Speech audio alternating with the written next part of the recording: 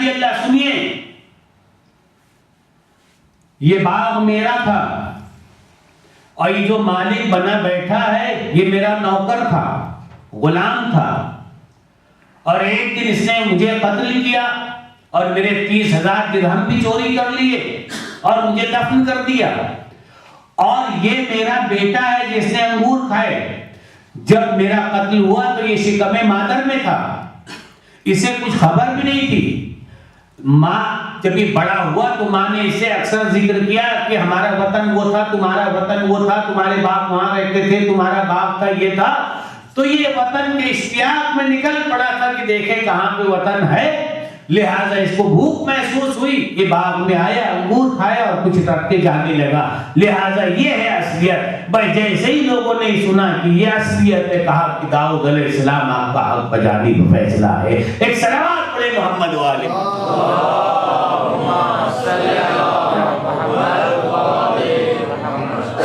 لہٰذا کچھ فیصلے ایسے ہوتے ہیں کہ جب تک وہ سامنے کی وضاحت نہ ہو جائے انسان کے دل میں یہ رہتا ہے کہ فیصلہ کیسے ہوا۔ وہ تو کہیے کہ نگاہ نبوت سے جناب داؤد نے یہ ماجرا دیکھا ہوا تھا، لہٰذا انہوں نے کہا کہ دودھ کا دودھ، پانی کا پانی سامنے ہو جائے گا، تاکہ دنیا کے سامنے یہ نہ رہے کہ داؤد نے فیصلہ کیسے کیا۔ عزیزوں، جو نگاہ نبوت رکھتا ہے وہ اس کی آنکھیں دوربین ہوتی ہیں، بہت دور تک دیکھتا ہے۔ جو نگاہ امامت رکھتا ہے اس کی بھی نگاہیں دوربین ہوتی ہیں، بہت دور تک دیکھتا ہے۔ اسے یہ پتا ہے کہ ہمیں کس وقت کیا کرنا چاہیے، کس وقت قیام کرنا چاہیے، کس وقت اٹھنا چاہیے، کس وقت بیٹھنا چاہیے۔ اسے یہ پتا ہے کہ اب اگر ہم خاموش رہتے ہیں تو دین مٹ جائے گا، اور اسے یہ بھی معلوم ہے کہ اب اٹھیں اور تلوار لے کے اٹھیں، لہذا دین بچ جائے گا۔ سرکار سید الشہداء امام عالی مقام علیہ السلام کے بھی سامنے یہی بات تھی۔ میں نے جو بات کہی کہ سن 61 ہجری، سن 60 ہجری یزیدیت طاغوتیت کا دور دورہ ہو چکا تھا، اسلام کی کشتی ڈاواں ڈول ہو رہی تھی۔ اسلام داخل ہوا مدینے میں، ایک ایک دروازے پہ پہنچا، اور دروازے پہ پہنچنے کے بعد جیسے ہی دق الباب کیا، پوچھا کون؟ ہر انسان نے اپنا دروازہ بند کر لیا۔ یہ اسلام محلے بنی ہاشم میں داخل ہوا، ایک دروازے کو دق الباب کیا، دروازہ کھلا، پوچھا من انت، تم کون ہو؟ کہا میں تمہارے نانا کا دین ہوں حسین ابن علی، میں بہت کمزور ہو چکا ہوں، میرے سینہ کمزور ہو چکا ہے، میرا جسم لاغر ہو چکا ہے، مجھے بازوؤں کی ضرورت ہے، مجھے کلیجے کی ضرورت ہے، مجھے گلے کی ضرورت ہے۔ بس مرتبہ کا نانا کے دین حسین تمہیں سب کچھ دے گا۔ بس ارباب عذاب جب پیغمبر زمان دنیا سے رخصت ہو رہے تھے، ایک مرتبہ کہا تھا اے ام سلمہ، ایک وہ وقت آئے گا جب میرا حسین عراق کے لیے جا رہا ہوگا اور عراق میں شہید ہوگا۔ جیسے ہی حسین مدینے سے جانے لگے، آئے نانی ام سلمہ خدا حافظ، کہا بیٹا کدھر کا ارادہ ہے؟ آواز دی نانی عراق کی طرف جا رہا ہوں۔ جیسے ہی یہ سنا آواز دی بیٹا تم کہیں اور چلے جاؤ مگر کربلا مت جانا، عراق کی طرف مت جانا، اس لیے کہ میں نے تمہارے نانا سے سنا ہے کہ تمہارے نانا نے کہا کربلا میں حسین بھوکا پیاسا شہید کیا جائے گا۔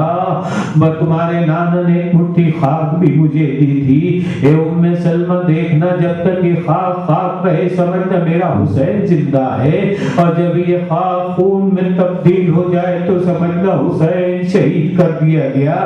کہا نانی میں آپ کو وہ مقام بھی دکھائی دیتا ہوں، میں بھی آپ کو سرزمین کربلا کی زیارت کرا دیتا ہوں۔ حسین ابن علی نے اشارہ کیا، تمام زمینیں پست ہوئی، زمین کربلا بلند ہو گئی۔ آواز دی نانی یہ کربلا کی زمین ہے، اور بڑا ایک مٹھی خاک لی نانی کو دے دیا۔ کہا نانی وہ مقام کو دیکھ رہی ہیں؟ کہا ہاں بیٹا یہ بتاؤ کہ وہ کون سا مقام ہے؟ کہا وہاں میرے اکبر کے کلیجے پہ برچی لگے گی۔ پھر کہا نانی اس مقام کو دیکھ لیجئے، اس نشے کو دیکھیے۔ کہا بیٹا وہ کون سی جگہ ہے؟ کہا وہ میرے عباس کے بازو پتہ ہو گئے۔ ایک ایک مقام کو دکھاتے دکھاتے مطلب کہا نانی اماں اس نشے کی طرف ذرا غور سے دیکھیے۔ اب جو میں سلمہ نے اس نشے کی طرف دیکھا، کہا بیٹا یہ کون سا مقام ہے؟ سر جھکا کے کہا نانی آپ کو حسین ذبح کیا جائے گا، ارے یا حسین کی لاش پہ گھوڑے دوڑائے جائیں گے، جزاکم ربکم خیر الجزا۔ ارے یہ کوہرام برپا ہوا، حسین مدینے سے نکل رہے ہیں، پورے مدینے میں پردے کا اہتمام کر دیا گیا، ہماری لاٹھیں کھڑی کر دی گئی، ایک ایک بی بی کو سوار کر دیا گیا، مگر ایک مرتبہ آواز آئی مدینے والوں دور ہٹ جاؤ، مدینے والوں ہٹ جاؤ، علی کی بیٹی سوار ہو رہی ہے، زینب کبریٰ سوار ہو رہی ہے۔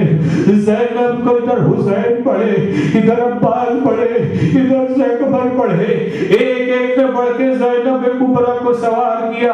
عنقریب ایک قافلہ چلنے والا تھا، ایک مرتبہ ابن عباس آئے، مولا کدھر کا ارادہ ہے؟ کہ عراق جا رہا ہوں۔ کہا مولا کہاں؟ اس دھوپ میں جا رہے ہیں آقا، اگر آپ کو جانا ہے تو آپ تنہا جائیے، ان بیویوں کو لے کے کہاں جا رہے؟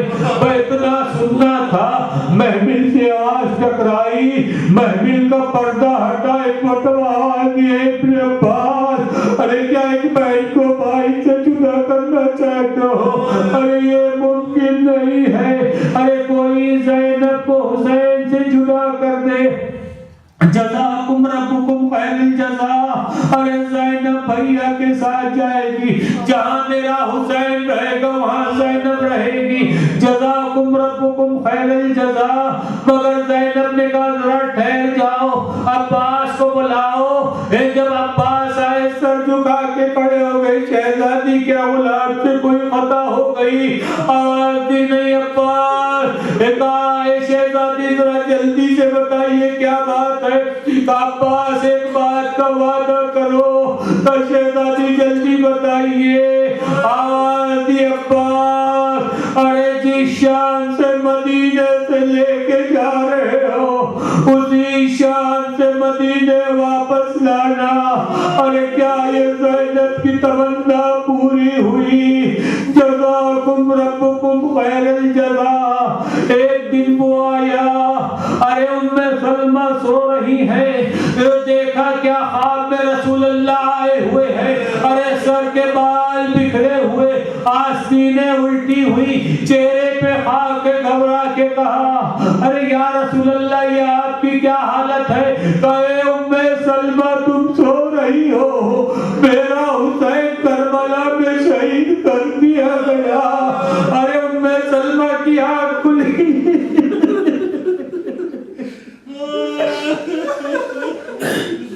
جزاکم ربکم خیر الجزا۔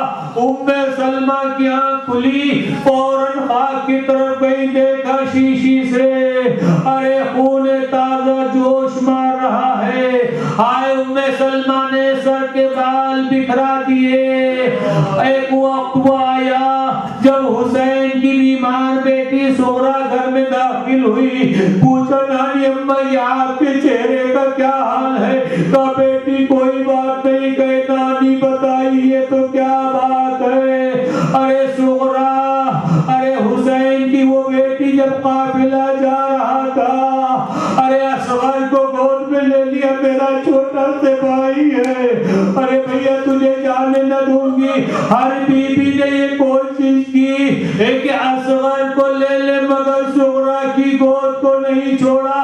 اللہ اللہ، ایک وقت وہ آیا جب امام عالی مقام آگے بڑھے، اصغر کے کانوں میں نہ جانے کیا بات کہی، اصغر نے بہن کی آغوش کو چھوڑا، عمر کر باپ کی آغوش میں آ گئے۔ ارے سغرا مدینے میں رہ گئی، اصغر کربلا میں سو گئے۔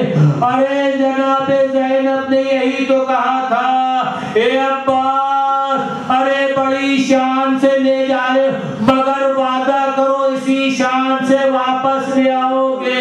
کیا زینب کی یہ تمنا پوری ہوئی؟ نہیں ارباب اعضاء، شہزادی کی یہ تمنا پوری نہ ہو سکی.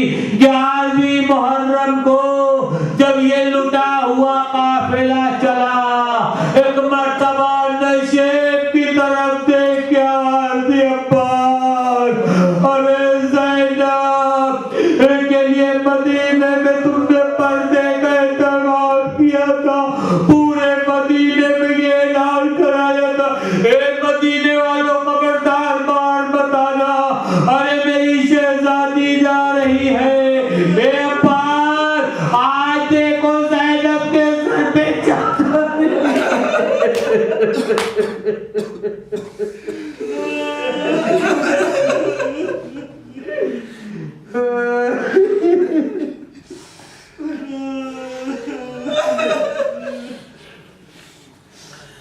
وسيعلم الذين ينقلبون إنا لله وإنا إليه راجعون. اللہ ہمارے کثیر گناہوں کو بخش دے. پروردگار ہمارے مختصر سے اعمال کو قبول فرما. بار اللہ ہمارے والدین کا سایہ ہمارے سروں پر قائم رکھ. بار اللہ جتنے بھی مومنین و مومنات بیمار ان کو بحق بیمار کربلا شفاء عاجل و کامل عطا فرما. بار اللہ جو مومنین پریشان حال خداوند ان کی پریشانیوں کو دور فرما. بار اللہ مومنین کی روزی میں برکت عطا فرما. خداوند مومنین کو بلا و مصیبتوں سے دور فرما. خداوند پرچم اسلام کو سر بلند فرما. بار اللہ پرچم کفر و شرک و نفاق کو سر نگوں فرما. خداوند ہمارے امام زمان علیہ السلام کے ظہور میں تاجیل فرما. خداوند ہم کو ان کی آواز انصار میں شمار فرما. ماتم حسین